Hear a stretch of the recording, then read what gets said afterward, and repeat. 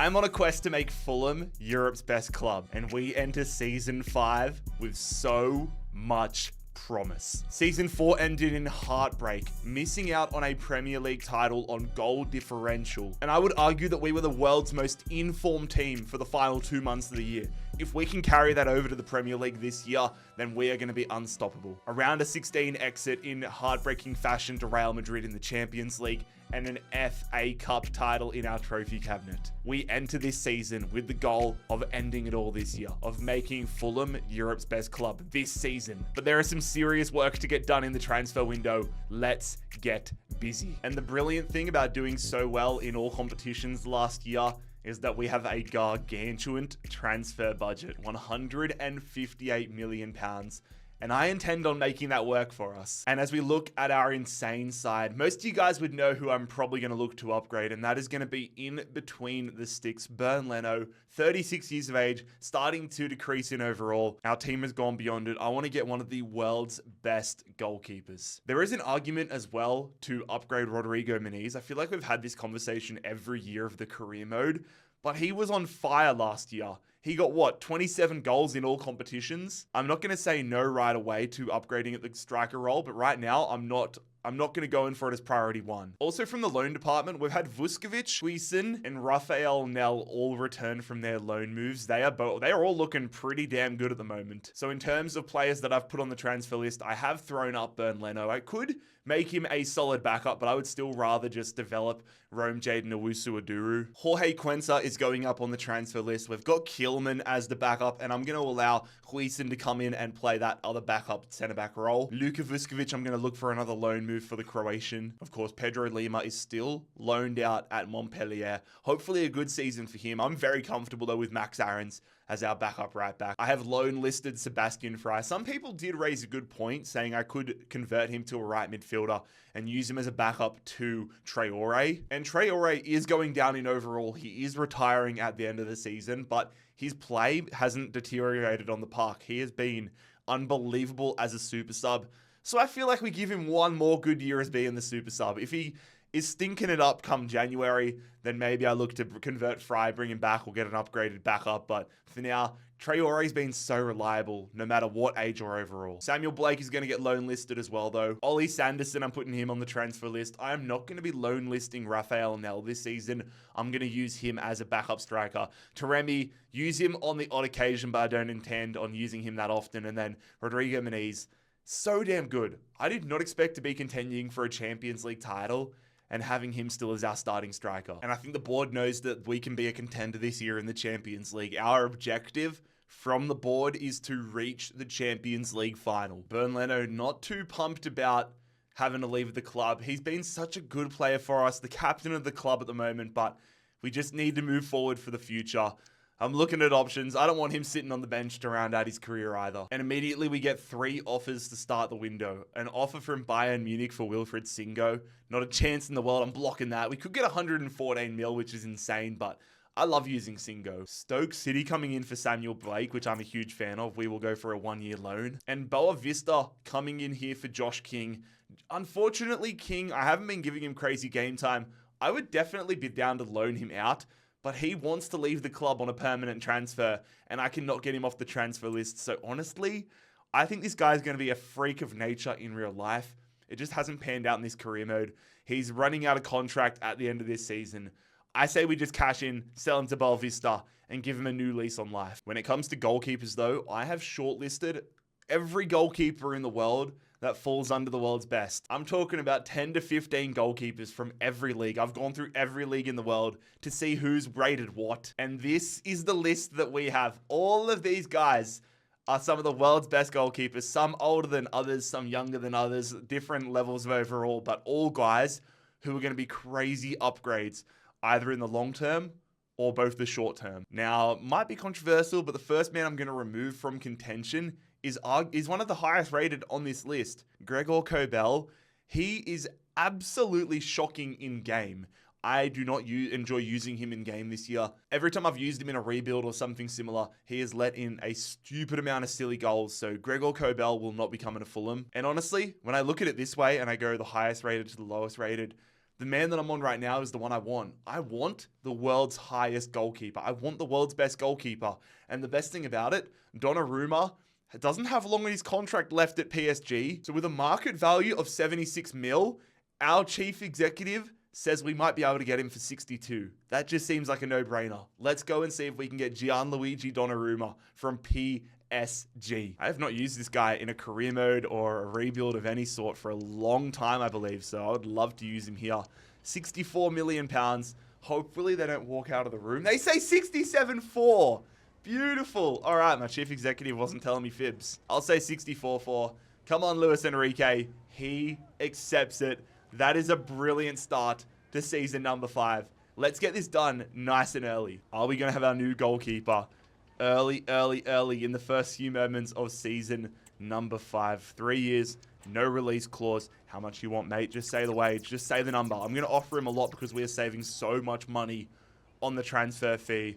I want to make sure Donnarumma is coming to the cottage, which he is. I don't want to see the comments saying this is unrealistic. Fulham competing for a Champions League title is not realistic. We are in the position now where we narrowly missed out on a Premier League title. I feel like if we were in this position in real life, we would be attracting some of the world's best players. So I'm bringing in Gianluigi Donnarumma. I'm bringing in the world's best goalkeeper. And I'm putting us as a club in the conversation of the world's best clubs. Our new #1 goalkeeper.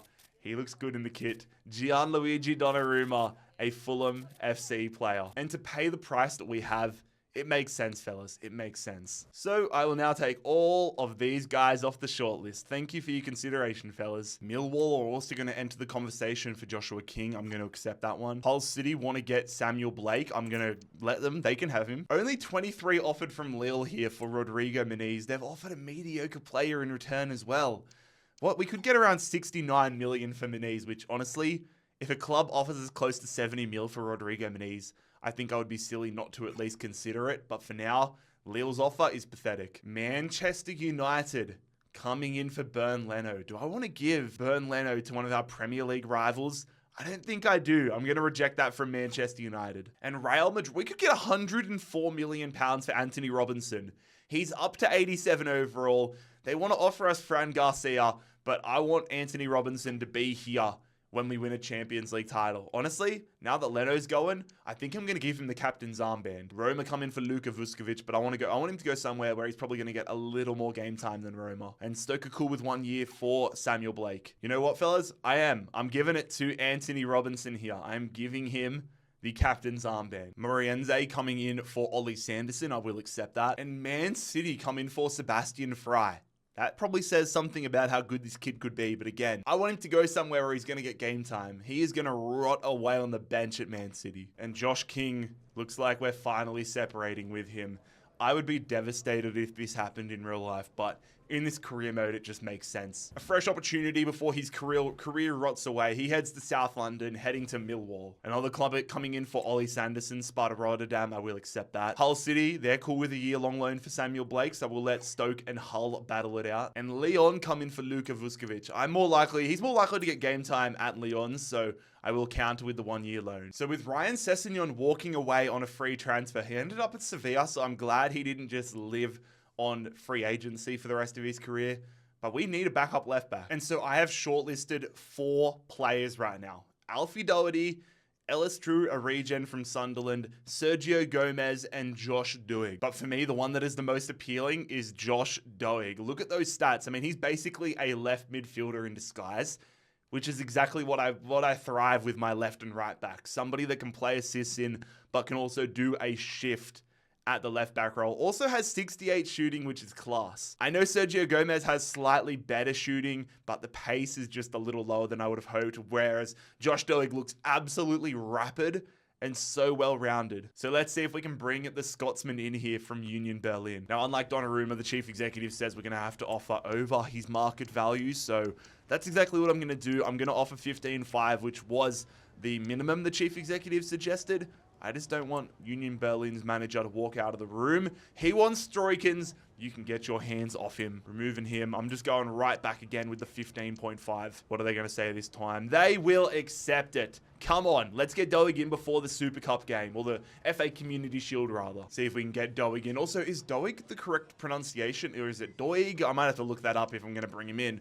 If I bring him in, I'll do some research after this. He's going to be a rotational backup. He's fine with that. 2 years. Let's see if we can make it 3. He is also fine with that. No release clause. Beautiful. Then wages. I'll give him a little bump up to come to the Premier League here. £40,000. And they say that's an insult. In my head, I was kind of thinking I probably should have offered him more. But not even a counter offer. Not even a counter offer. All right. I still want him to be the guy. I'm just going to have to come back to the table in a week or two with a revised offer. Not even a counter. Leeds United want Jorge Cuenca here.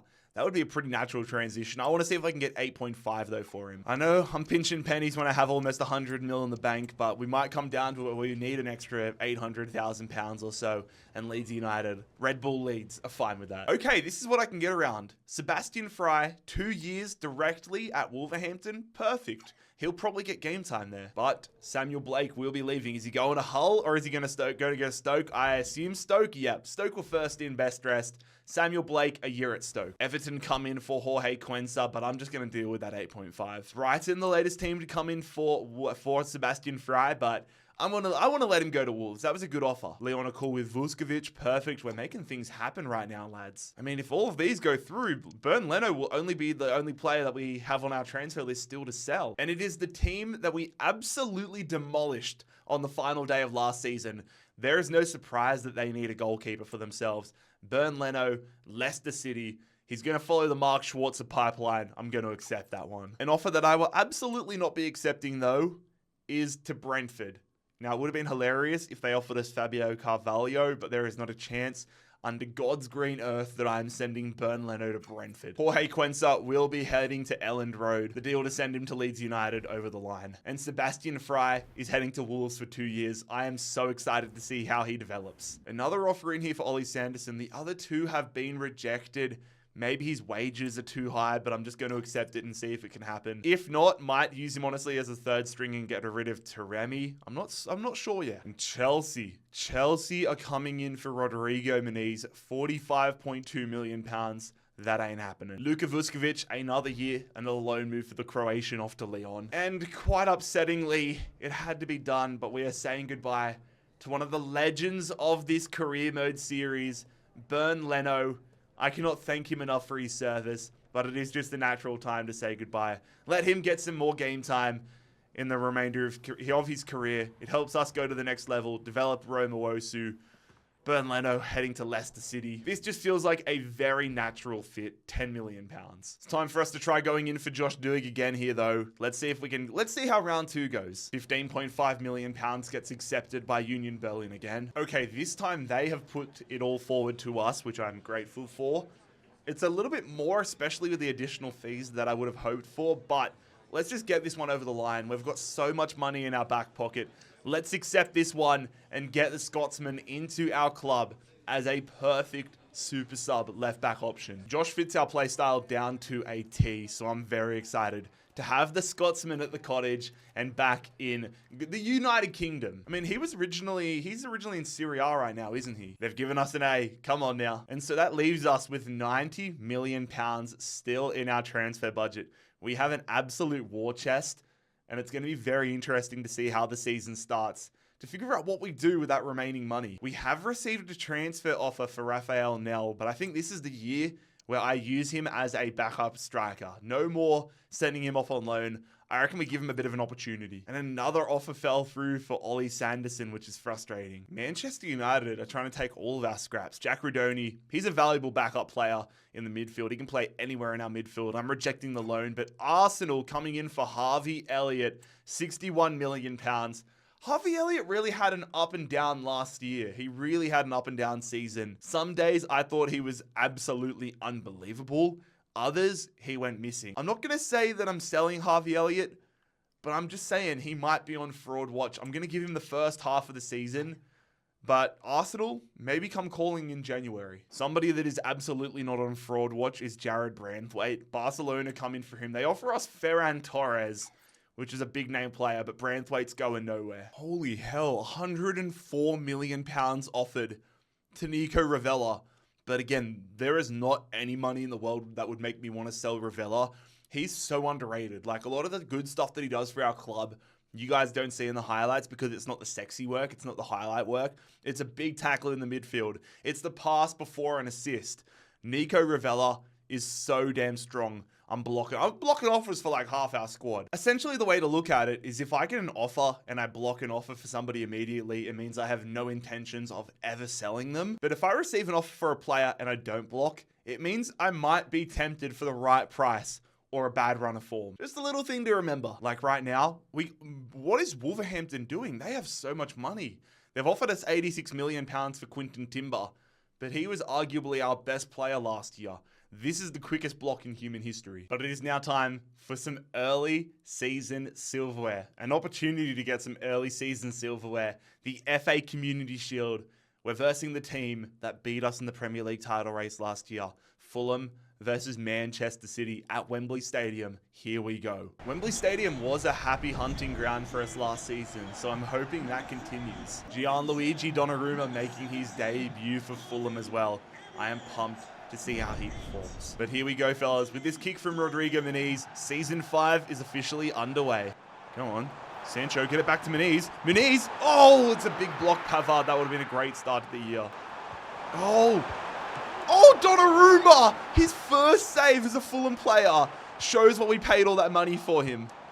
Oh, James, bang it! I thought Reece James was a sharpshooter that had found the top corner there. I don't know why he was in that position, but he almost scored a banger. Look at the space there. I don't know if Gordon's on side, but I had to go for it. Gordon bangs it at the near post. That would have been a weird goal. Trying to defend here, fellas. They've somehow found some space there. Haaland going around. Grealish bangs that one, man. I need more support from my midfield, but I also gave Grealish too much space there. City take the lead in sloppy fashion. Go on, James. Sancho's been quiet in the second half, but maybe he can do something here. A lot of plays around, and I went for the bicycle kick. I've got to stop doing that when it doesn't make sense to. Sancho, I see Gordon with his hand up. Let's give it to him. That's a great ball. What a goal! Sancho puts it on a platter for Anthony Gordon, and he scores the first goal of the season. That is a miraculous finish, and we are all tied up here at Wembley. No, terrible defense from me, man. I pull Singo up. I've got to stop doing that. When I was editing some of the matches from last season, I noticed myself creeping up with Singo and Branthwaite not keeping the line, and that creates the overlap, which leads to some of the through ball goals, and that is the key indication of it right there. That's exactly what I'm talking about. Unfortunately, I've done it at the worst possible time, to the worst possible man to do it to. Erling Haaland does not miss from there, and we're going to lose the Community Shield. That's brutal, man, but it is a reminder of what I can't do this year. It's a really harsh lesson. We're going to lose here to Man City at Wembley Stadium, but I've got so much confidence after that game. We went toe-to-toe with Man City again here, and I think regardless of the loss today, that we're in for a great season. And you know what? If the FIFA gods, the FC gods came down to me and said, you're going to compete for a bunch of titles this year, but you have to lose one of the finals, I would nominate the FA Community Shield. Like, they're not even hyped. They're not even celebrating, so we lose, but it is what it is. It would have been nice to have in the trophy cabinet, but we move on. And teams have taken note just how good Anthony Gordon is. I'm not going to lie, I said this at the end of last year, but when I first signed Gordon, he did absolutely nothing. But now that we've started to figure out how to play with him, he might be the best player on this team. He was a freak of nature and so clutch during our great run to end last year.